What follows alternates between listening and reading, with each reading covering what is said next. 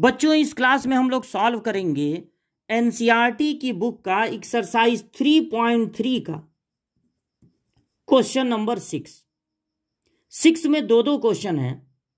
पहला क्वेश्चन है कि इफ ए एक मैट्रिक्स है देन वेरीफाई दैट कि अगर ए डैश और ए का मल्टीप्लाई होगा तो आई आएगा।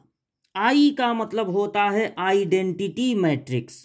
आई का मतलब होता है आइडेंटिटी मैट्रिक्स।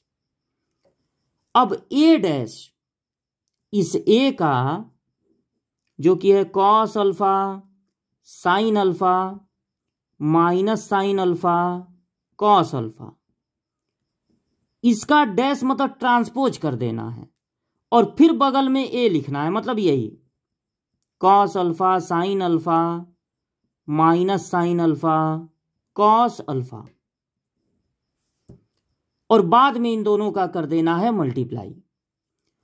तो डैश का मतलब होता है ट्रांसपोज, और ट्रांसपोज कैसे होता है?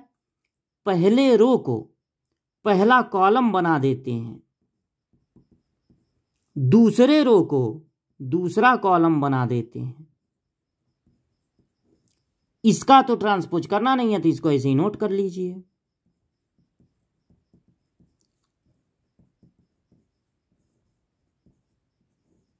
अब इनका मल्टीप्लाई करना है। मल्टीप्लाई का क्या रूल होता है? पहला कॉलम ले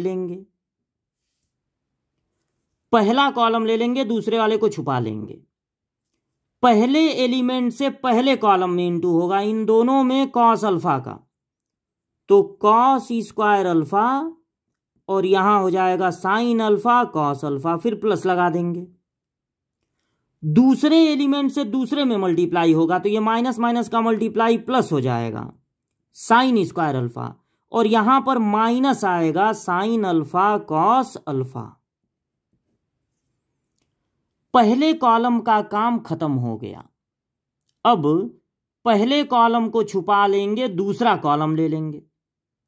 फिर दो एलिमेंट दिख रहे हैं और फिर दो कॉलम दिख रहा है।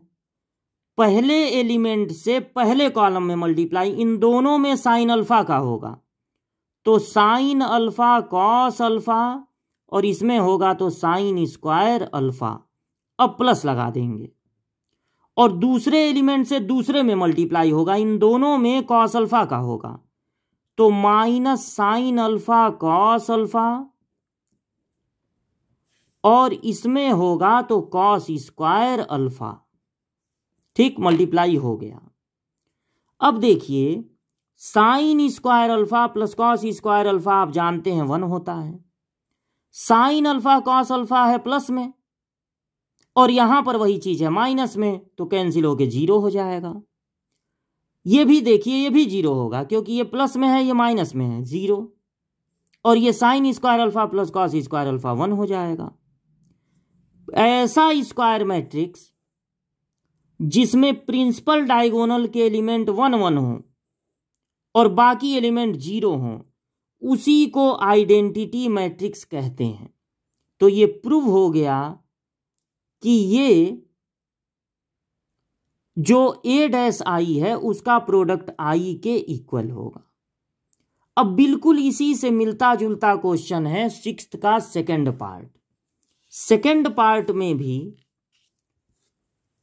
लेफ्ट हैंड साइड है ए डैश ए, तो ए डैश का मतलब है इसको ट्रांसपोज करके लिख लीजिए। पहले रो को पहला कॉलम, दूसरे रो को दूसरा कॉलम, कॉस है ये, और बगल में ए लिख दीजिए। अब मत ट्रांसपोज कीजिएगा, sine alpha minus cos alpha sine alpha. अब मल्टीप्लाई करने का क्या रूल होता है? पहला कॉलम ले लीजिए, इसको छुपा लीजिए। पहले एलिमेंट से पहले कॉलम में मल्टीप्लाई होगा दोनों में साइन अल्फा का,